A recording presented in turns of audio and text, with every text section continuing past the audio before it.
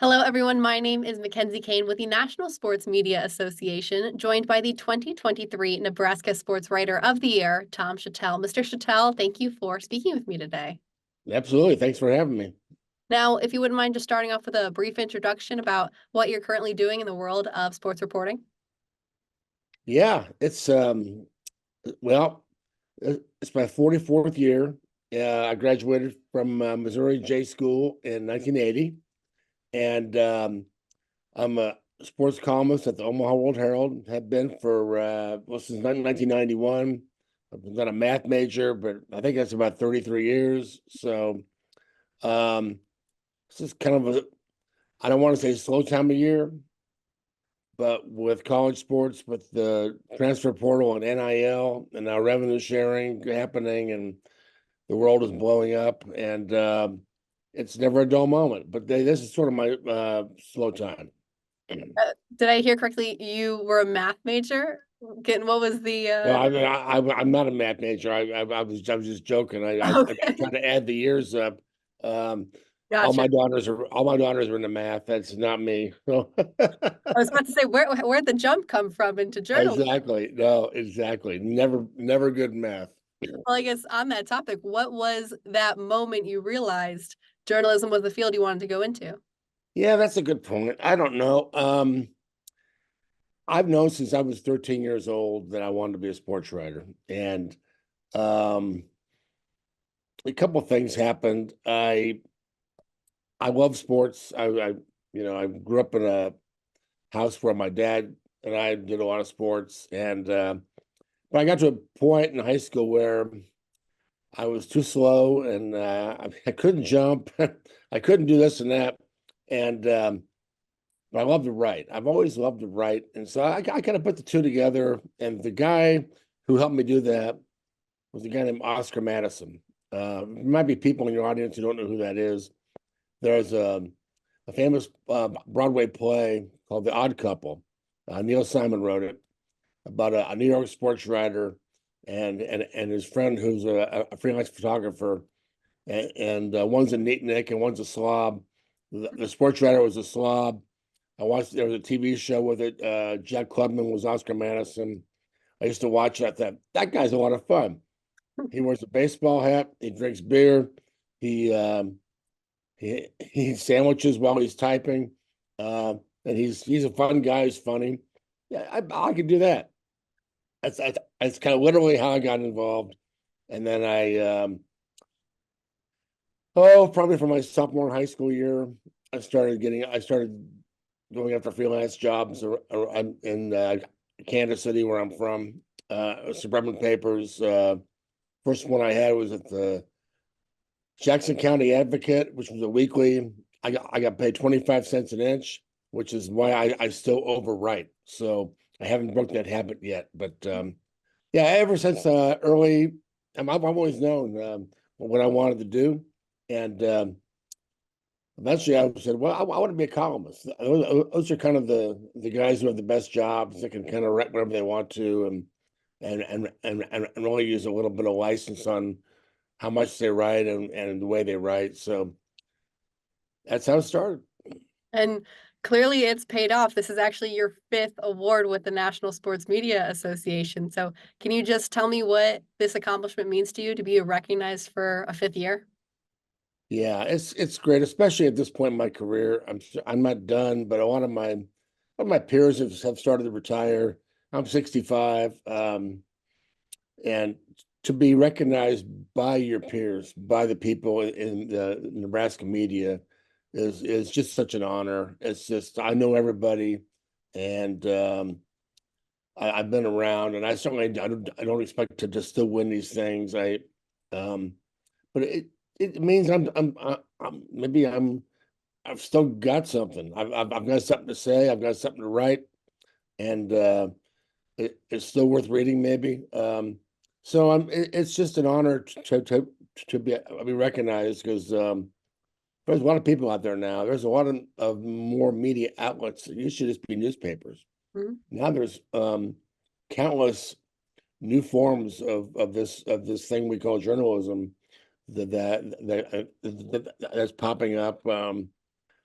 So, you know, but a lot of them, I have to be honest, are my podcasts, and websites that do blogs and videos, and people, fans, readers want their information. They want it quickly. So there's not as much writing as there used to be, but to be recognized for it is still very cool, and it's incredible. So yeah. How would you say writing as a skill or just being a good writer transfers to other areas of life and other career paths? Yeah, my daughters, I've got three daughters, and they all took journalism in high school. They did not pursue that. One's going to law school, one's going to be an accountant, and the one I don't know yet, but they all write well. I'm all proud of them for that. And I tell them, I said, writing is something, it's a talent that will translate and transfer into other areas of life. It's always, everybody, no matter what job you have, um, the ability to write is always going to help you in some form. So um, I think everybody should learn to write. Everybody should take a journalism class or a writing class. And communication, whether it's now we have Twitter, now we're on Zooms, but the written word will always be there, and there will always be a need for it. And I think sort of a thirst for it, because it's just funny now. There seems to be all of these TV shows and now podcasts where people debate and they talk and they have opinions and they yell and they scream. And I think eventually maybe the written word will come back around because there's so much of that going on. So, yeah, I totally agree. Writing is something that I can help anybody. Now, you mentioned Mr. Madison being your inspiration, but were there any mentors that you found early on in your career that helped you grow to where you are now? Yeah, I I guess my heroes were always columnists, and I learned how to type. There used to be a publication called Sporting News, and my dad subscribed to it. It was a weekly magazine that was more of a newsprint. It was really thick, and but it was sort of a baseball publication, but they did other sports. But they had national columnists in there, and I learned how to type by typing their columns, and I would learn to read these guys, and then when I got into journalism school, we had our library at Missouri had newspapers from every city in the country. So I would try to read everybody I could. Um, I had different mentors. My first job was at the Kansas City Star out of college, and there were several people there who helped me out and along the way. And I've always tried to make friends with everybody in the press box, and no matter where it was. I've always been fascinated by other sports writers, and I wanted to hear their stories.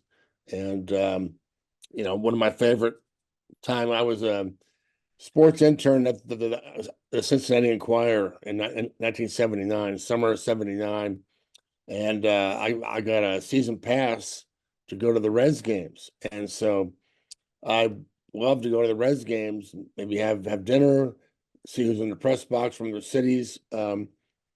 And one day, very famous Hall of Fame baseball writer Thomas Boswell from the Washington Post was there to do something on Tom Seaver with the Reds.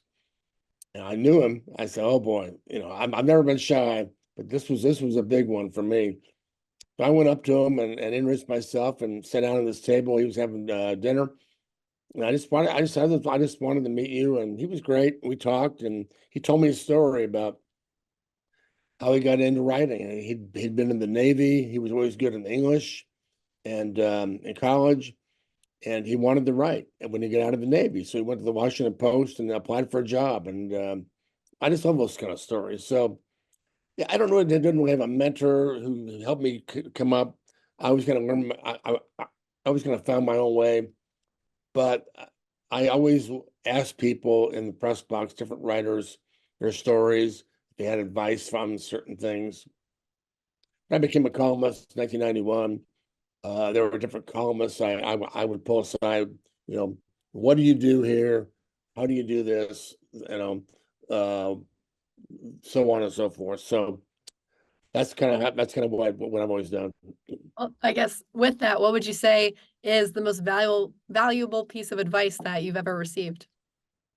Yeah, different the different pieces of advice. I've always been a beat writer columnist. I loved being a beat writer when I was a beat writer over the years, covering college football and basketball, and I've just I'm a couple columnists told me to show up and do the reporting that the best columns have information in them that sure anybody can have an opinion, but when that opinion is backed up with information. And I remember I was on I was a backup on the Kansas City Royals beat one year in the 80s. And I worked with another Hall of Fame writer, a Hall of Fame baseball writer, Tracy Ringlesby, who was covering the Royals. And he once told me, don't take unnecessary cheap shots. Get the facts, let the numbers, the numbers will say everything. You don't need to be extra. You don't need to rub it in. You don't need to get personal. Um, that that the players and the managers will respect you for that. So, um, and frankly, that's all you can ask. You don't ever expect to be popular with everybody. You're not in this job. You're never going to be popular. They're not going to trust the media. They never have.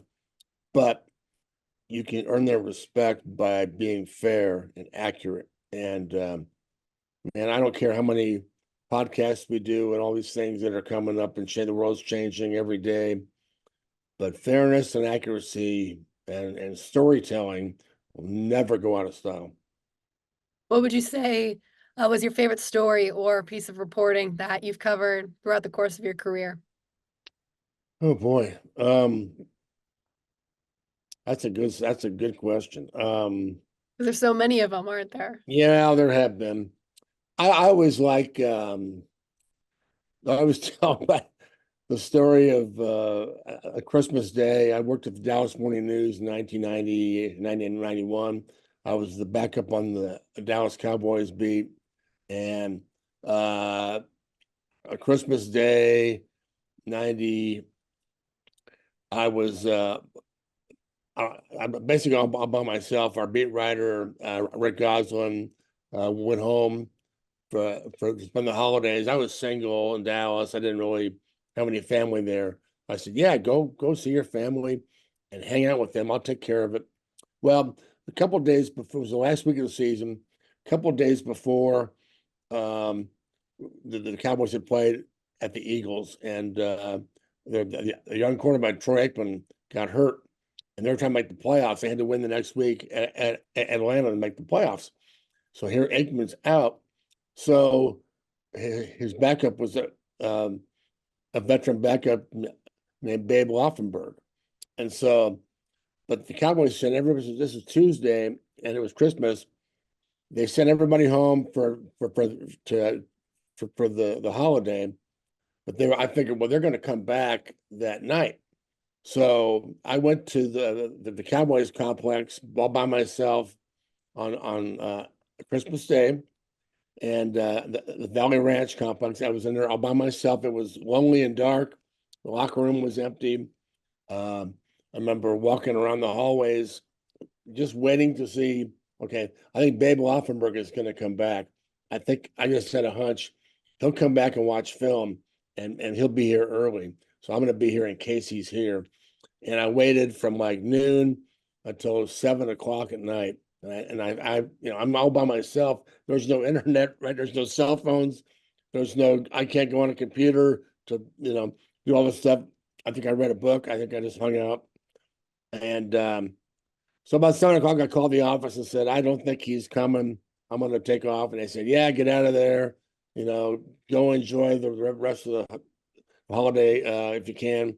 And so I waited a little bit longer. Then I walked out and it was dark. All of a sudden, I'm getting in the parking lot and here come the lights. A car is coming into the parking lot. Actually, 2 cars are coming. I'm going, oh, what is this? 2 cars? That's, one car would maybe they're lost and they're turning around. Two, they're both coming here. Sure enough, it was Babe Laufenberg and the quarterback coach, David Shula. And they both get out of their cars and walk to the front door.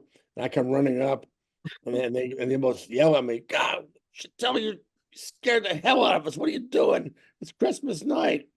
I said, yeah, I've been here waiting.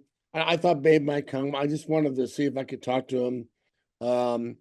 Just for a story about replacing Troy this week and the playoff bid and so on and so forth. And Shula said, yeah, I've got to get the film ready to go ahead and talk. So interviewed him and I called the office and said, I got him. I'll have it done in the half hour. So I started writing. I got it done by 9 or 9:30, and I was finally out of there. And the next day, everybody in the media is back. All the team is back. We're in the locker room over lunch to do interviews, and everybody's interviewing Laufenberg, but Dallas Morning News already had the story that morning. So I was kind of walking around with a smile on my face. But I've always tried to do ask the extra question, wait extra 5 more minutes. You just never know. And sometimes it doesn't pay off, but that was my, I call it the Christmas babe story. I love that. I actually had the chance to interview Mr. Aikman this past March. His daughter All goes right. to school, and it was neat. They invited everyone in the small town of Lexington. They had the football team there, and I got to ask him any question my heart desired. That's cool. It was neat. Very But cool. I just have to ask, Mr. Shatel, before I let you go, do you have any advice for aspiring young reporters or writers like myself on where to start and where to stand out? Yeah, today's world, they want us to do videos. You do it on your phones. You do, podcasts. You do this. You do that. Um, Reporting is still where it's at, and there's so many people now, especially with like Twitter. Everybody's a commentator, but nobody reports. And there's a lot of things out there you don't know what's true. Get the facts. Be the person who has the facts, has the story, and like I said, that just never goes out of style. And people they want storytelling. They want background. They want insight, and being fair and accurate will help you get that insight. It's harder than ever because coaches and players, there's so many of us now, don't know who to trust, and we don't have the access we used to. But I believe if you can show them that you'll do the extra work, a lot of times, stay and come back after everybody's gone. Or if you're allowed to go to practice and stay there and until they get sick of you. But they will respect you for doing your homework. And so I would just say, whatever form journalism takes, be fair, be accurate, and do your homework. And also go out of your way to do anything. Be willing to do any job. I did a lot of small papers and a lot of stories maybe that weren't very glamorous and a lot of work for not much money, but you build up a resume, you build up experience, and if you can say I did this, I've done this, you're going to get that job, and over people who haven't done it. So experience matters, and hard work matters, and have fun. It's the greatest job in the world, the greatest job you'll never work at in the world. Well, thank you so much. I appreciate you taking the time to sit down and chat with me, and congratulations again on the fifth Thank title. you. It's been fun. Thank you.